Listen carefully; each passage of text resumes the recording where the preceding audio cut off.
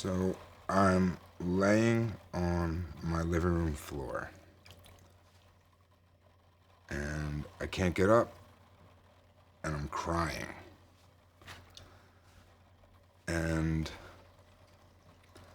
my wife is trying to do everything she can. She's reading my tarot cards, she's brushing my hair, she's just trying to make me feel better, and I just don't.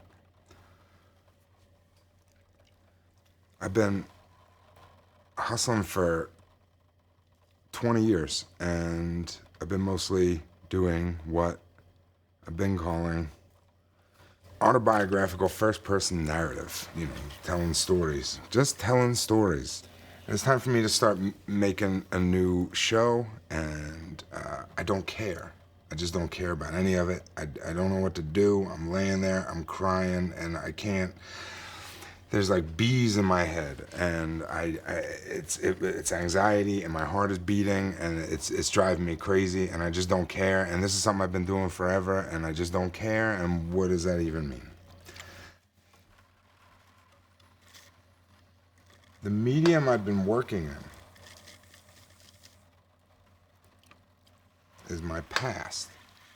And generally, when you're telling stories about times where things have changed. And things don't change in your life because of joy. They change in moments of difficulty or pain or heartbreak.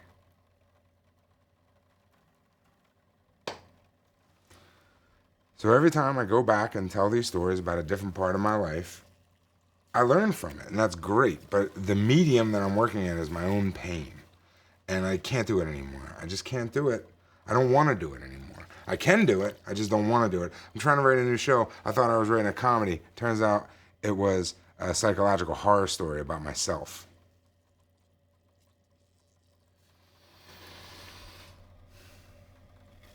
So I'm at my wit's end, and we're sitting there, and my wife Sarah's holding me, and she says, "Peter, you need to take a pottery class."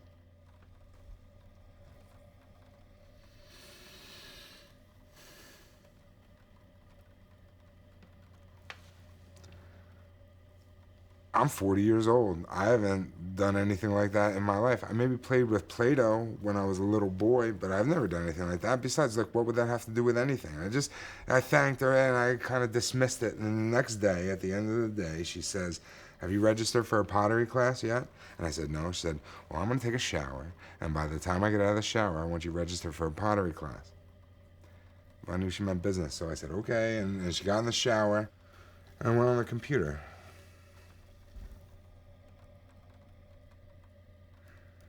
And I looked up a ceramic studio in Queens, 2 miles from my house, and they had 1 hour private lessons. So I registered for one, and I told Sarah when she got out of the shower, and she smiled and gave me a kiss. And then 5 days later, I walk into the studio in a neighborhood I'd never really been in before. There's stuff all over the shelves and the walls. There's like cornstarch next to WD-40, next to bowls, next to tennis balls. None of it seems to make any sense next to each other. And this woman comes up to me, and she's got a bright pink shirt on and these mismatched socks and sandals. And it's October. And it looks like she's been happily cutting her own hair for the last 50 years. And she says, "Are you here for Peter?" I say, "I am Peter." And that seemed to confuse her. She said, "Oh, I'm Liberty." And that confused me. And then I knew I was in the right place, because this is where weirdos go, And then Peter comes out, and it looks like me 30 years in the future. He's a robust, older gentleman with his hair in a gray bun and a big gray beard. And he brings me over to a wheel, and we sit down, and it's amazing.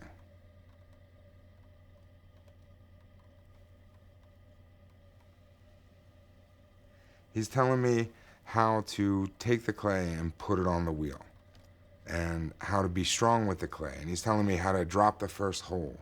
And he's telling me how to make the first pull, and then how to do the lift. And he's telling me this in his gentle voice, and the whole time he's telling me, I'm just hearing one thing. And it's as if the subtext of it has become alive in my head, and all I hear is, take a breath, and you make a move, and the shape changes. So I do that. And the hour goes by so fast. At the end of it, I thank Peter and I hug him, and he's a good hugger because, of course, me in the future is a good hugger. And I start to cry a little bit, and he sees that, and he starts to cry too because, of course, me in the future cries a lot too. And then I went home and I immediately signed up for a regular class, and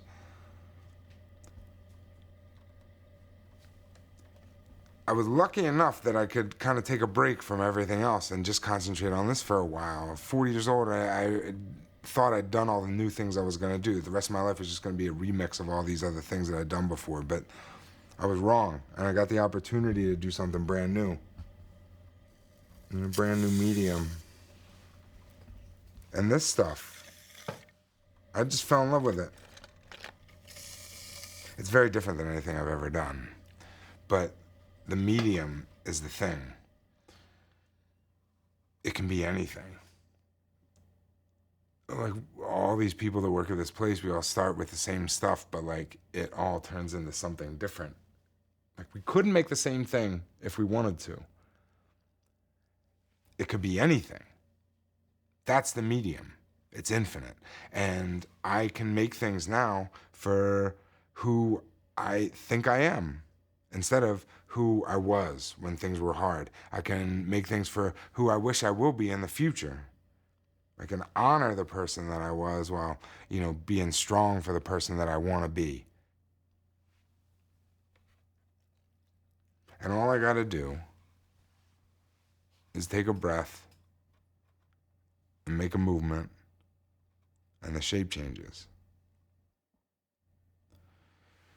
And you take a breath, and you make a movement, and the shape changes.